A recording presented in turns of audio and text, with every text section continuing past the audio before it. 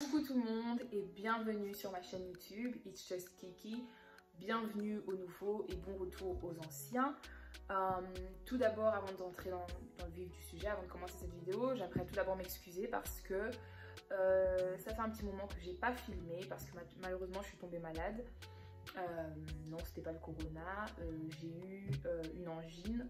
J'avais, comment dire, un chat dans la gorge, j'avais pas de voix et donc j'ai dû faire un break, malheureusement. Et ben voilà, now I'm back and I'm better, period. Et donc, je suis de retour aujourd'hui pour vous raconter quelques histoires parce que déjà avant d'entrer dans le vif du sujet, attendez, je m'arrange. Déjà, il faut comprendre que j'ai une grosse phobie pour les insectes, les rats, les souris, les serpents, les araignées, et la liste est très longue. Et quand je suis partie vivre au bled, j'avais oublié ce petit détail. Moi, comme j'ai dit dans ma vidéo précédente, et si vous n'avez pas encore vu ma vidéo précédente, c'est le moment, c'est ma vidéo Vivre au Congo face à VS Vivre en Belgique. Et comme j'ai dit dans ma vidéo au Congo, quand je déménageais vers le bled, moi je pensais, ouais, je laisse mes amis, je laisse ma vie. J'ai oublié que je laissais aussi ma paix. Non, j'ai oublié que je laissais ma paix en Belgique en fait. Parce que je suis partie au bled et j'ai vécu des choses. Les gars, je suis traumatisée jusqu'aujourd'hui. Vous allez peut-être penser que c'est des bêtes histoires, hein, mais moi je suis traumatisée jusqu'au jour d'aujourd'hui. Je suis tellement traumatisée, je me rappelle encore des histoires. C'est un truc de fou, non? Bref, entrons dans le vif du sujet maintenant. Générique.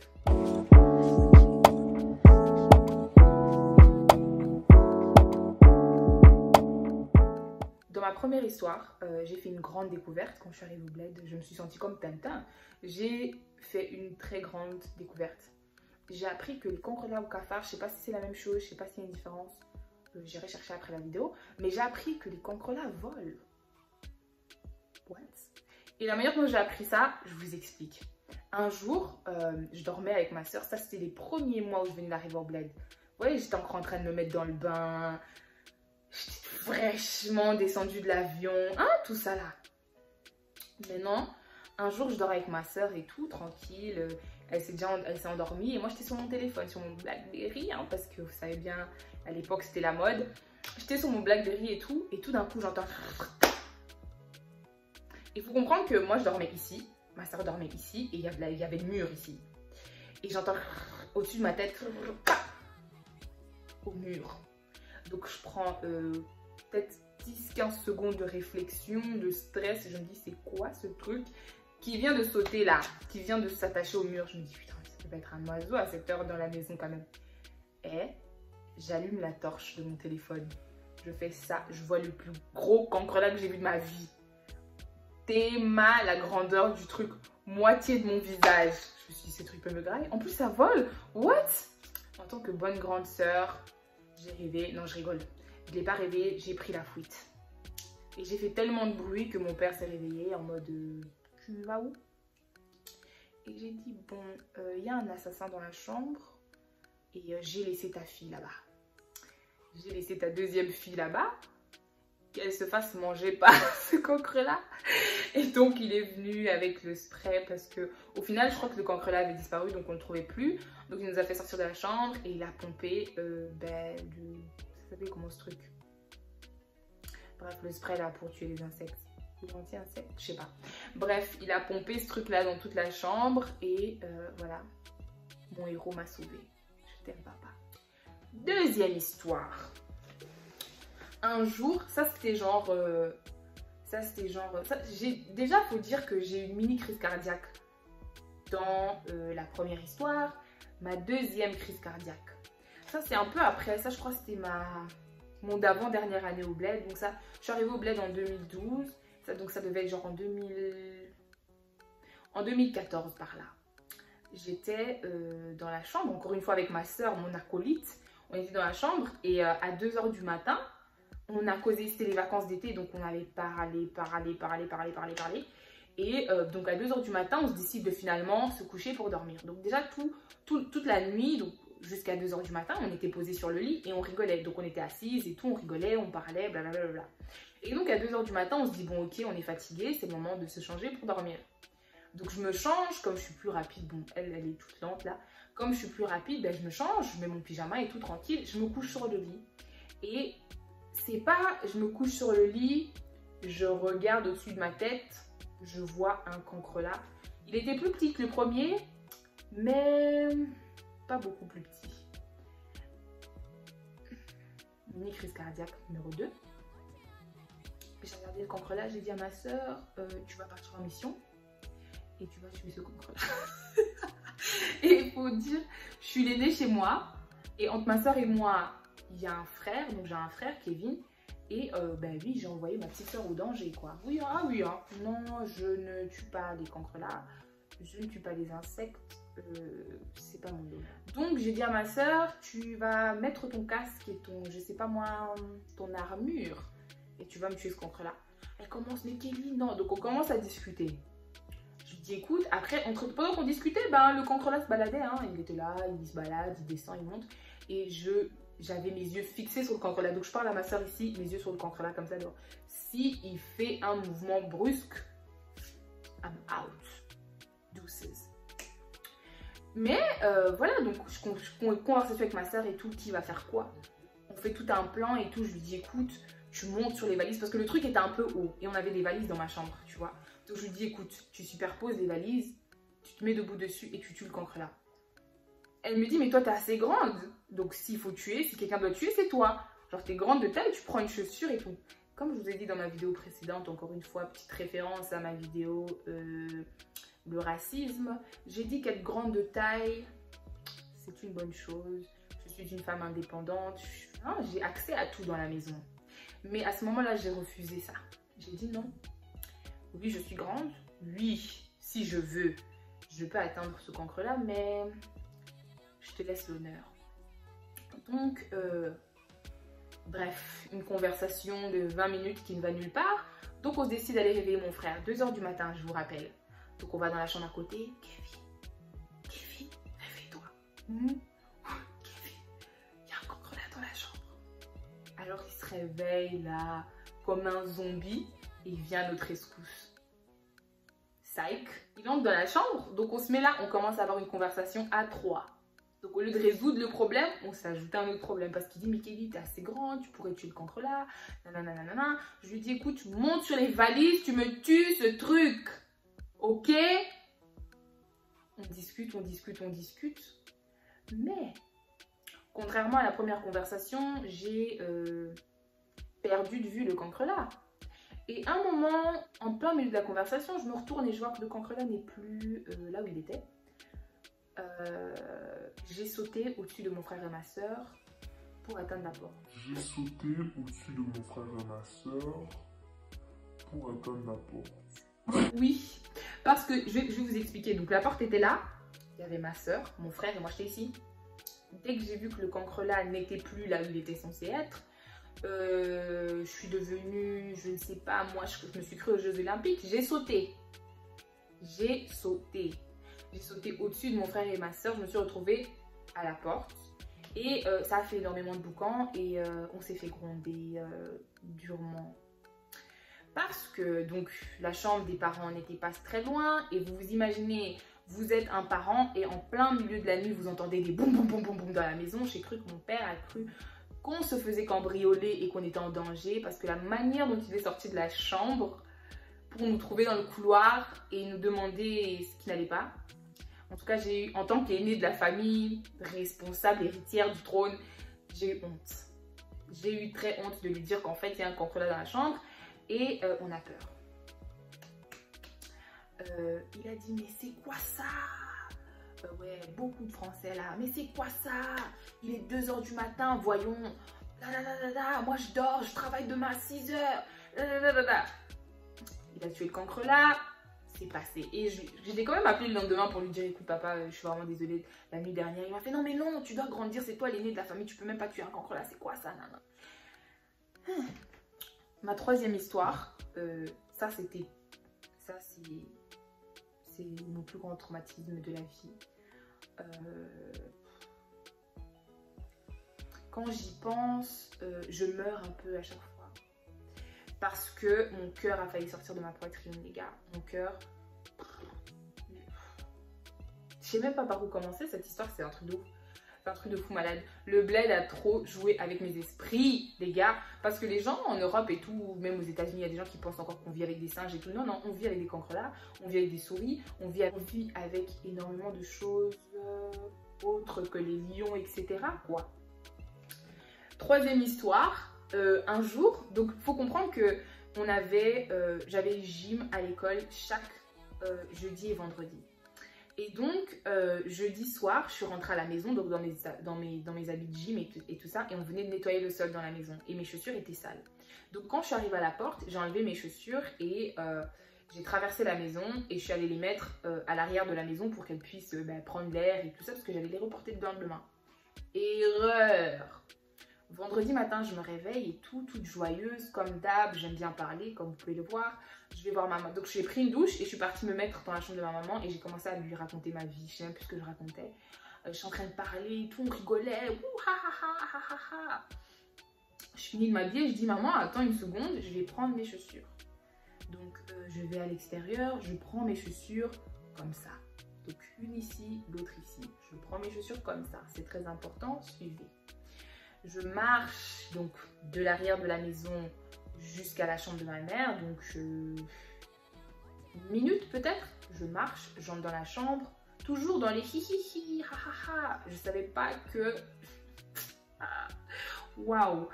Donc, je mets ma chaussure gauche. Tout se passe bien. Je ferme mes lacets. Toujours dans les hi hi hi, ha ha ha. Je mets ma deuxième chaussure. Donc, mon pied entre. L'arrière de mon pied sent comme un truc un peu gluant, dur, bizarre. Je me suis dit, Seigneur, j'espère que c'est pas ce que je pense. J'enlève mon pied de la chaussure, je regarde, j'y trouve une grenouille. Et la grenouille et moi, ben on se regarde. Donc on a un petit moment de... On a une petite connexion quoi. Donc je regarde la grenouille, je crois qu'elle dormait, elle venait de se réveiller, elle s'est dit c'est quoi ça? Et moi, j'étais en mode oh hell no. Oh hell no! J'ai lancé ma chaussure droite, j'ai enlevé ma chaussure gauche, je l'ai lancée. Donc mettez-vous un peu dans la place de ma maman. À la place de ma maman. Donc tu parles avec ta fille, tout va bien. Seconde d'après, elle lance sa chaussure droite de ce côté, chaussure gauche de l'autre, je cours de l'autre côté du lit, je crie, hystérie totale, je suis en train de pleurer à chaudes larmes. J'insiste, les larmes qui ont coulé étaient vraiment chaudes. J'ai commencé à trembler, à pleurer, à sautiller et ma maman était sur le lit en mode « What the hell is going on ?» Et elle crie « Qu'est-ce qu'il y a? Qu'est-ce qu'il y a? Qu'est-ce qu'il y a ?» Et moi je la regarde, je dis « Bon, En fait, j'ai rien dit. Qu'est-ce que je raconte? J'ai rien dit. J'ai rien dit du tout. Elle a regardé de l'autre côté. Je pointais ma chaussure en mode maman, je suis en danger. Elle regarde la chaussure et le cancrelat sort. Oui, oui. Waouh! J'ai pleuré ma vie pour une cancrelat, pour une grenouille. Elle était verte, gluante, dégueulasse, comme ça, genre. Ce jour-là, je crois qu'une partie de mon âme m'a quittée. Parce que franchement, j'étais trop choquée, j'étais déstabilisée, j'étais blasée, j'étais tout. Et vous imaginez que j'ai dû reporter les mêmes chaussures parce que c'était mes chaussures de sport. Donc je ne pouvais pas salir mes autres jolies baskets pour aller à l'école. Non. J'ai dû porter ces mêmes chaussures qui étaient l'habitat d'une grenouille pendant quelques heures pour aller à l'école. Et j'étais traumatisée, je suis partie à l'école, je crois. J'ai dû expliquer à tout le monde ce qui m'est arrivé parce que j'ai vraiment paniqué. J'ai vraiment paniqué, j'ai pleuré. C'est marrant et tout, hein, mais sur le coup, c'était pas marrant. Même le lendemain, c'était pas marrant. Et j'avais, à ce moment-là, c'était ma dernière année au bled, j'avais 17 ans. Oui, j'ai pleuré pour une grenouille à 17 ans. J'en ai honte, mais j'assume. Et voilà, c'est ça. Mais d'ailleurs, hein, je pleurais et elle s'est Sur le coup, elle a géré la situation, mais après, elle s'est moquée. Jusqu'aujourd'hui, elle rigole toujours de cette histoire. Mais je vais lui rappeler que les chiens ne font pas des chats. Parce qu'elle s'est aussi retrouvée dans une telle situation que je vais raconter ici. C'est pas mon histoire, mais j'ouvre une parenthèse pour dire que ma maman, une grande femme, comme ma maman a pleuré aussi. Ça, c'est une toute autre histoire. Donc, si je me rappelle bien, donc ça, c'est elle qui m'a raconté. Hein, donc, j'étais pas là et tout, mais je vais raconter l'histoire. Donc, une fois, ma maman s'apprêtait à aller, je sais plus, je crois qu'elle faisait quelque chose et tout. Je crois qu'elle nettoyait la chambre, un truc du genre. Et elle a vu une souris verte qui courait dans l'herbe. Non, je rigole. Elle a vu une souris et elle a voulu prendre la fuite. Mais quand elle a voulu prendre la fuite, elle est tombée et elle avait porté un pagne. La souris s'est trouvée sous son pagne. Elle a été prise de panique, elle a sauté sur le lit, elle a commencé à pleurer jusqu'à ce qu'on l'ait sauvée. Ouais, parce qu'elle a crié jusqu'à ce que quelqu'un est venu la sauver. Donc, et ça aussi, c'était, je crois, la même année.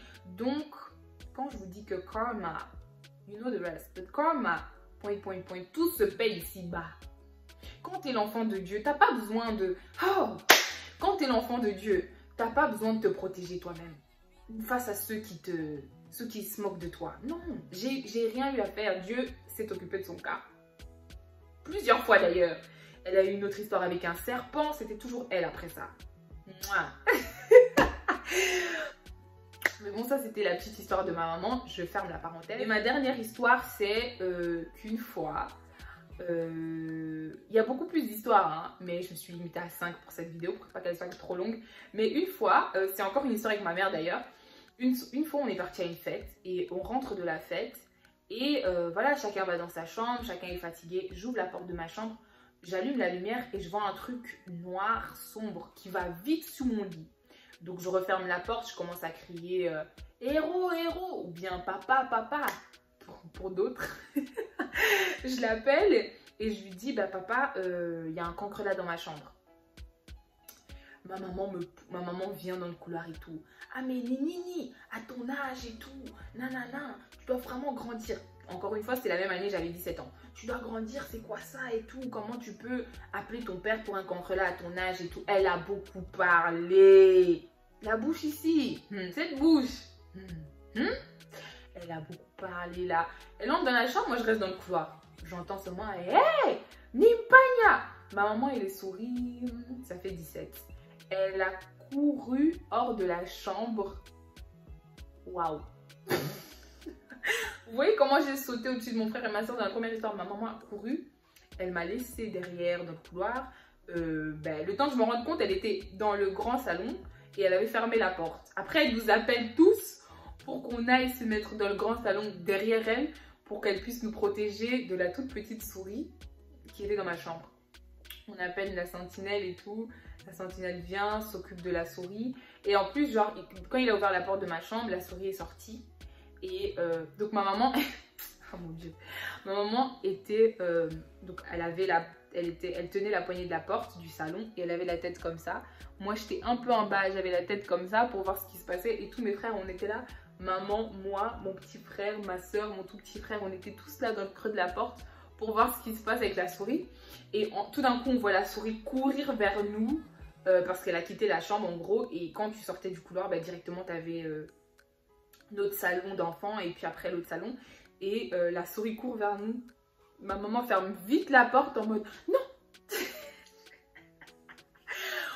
Waouh.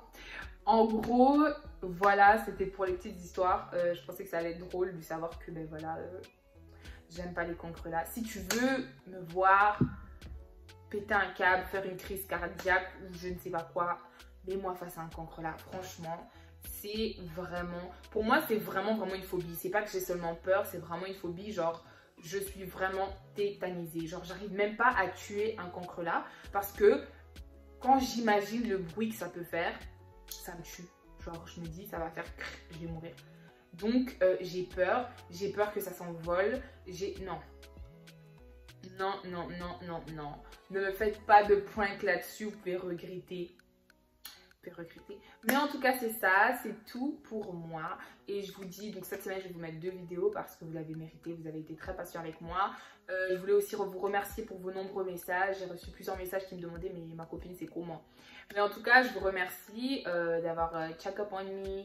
Et si vous avez aimé la vidéo, n'oubliez pas d'appuyer le like button, de subscribe à ma chaîne, de vous abonner à ma chaîne. Pourquoi je parle franglais à tout moment? De vous abonner à ma chaîne et d'allumer la cloche pour savoir quand ma nouvelle vidéo sera prête. Je vous fais des gros bisous et je vous dis à plus. Peace.